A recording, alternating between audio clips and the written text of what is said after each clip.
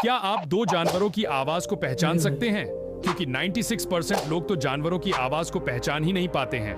चलिए टेस्ट करते हैं। देखते हैं भाई, दो जानवरों को ध्यान से देख लो और इस आवाज को ध्यान से ये सुनो। तो दो जानवर, एक डोंकी है, एक गोरिल्ला है। अब बताओ ये ये आवाज तो भाई किस जानवर डोंकी की का थी? आवाज है भाई, ये डोंकी यानी गधे।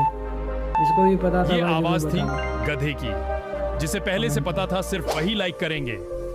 नंबर 2, अब इस दो जानवरों को भी ध्यान से देख लो और अब इस भाई, आवाज ये को dogs सुनो। है, एक monkey है।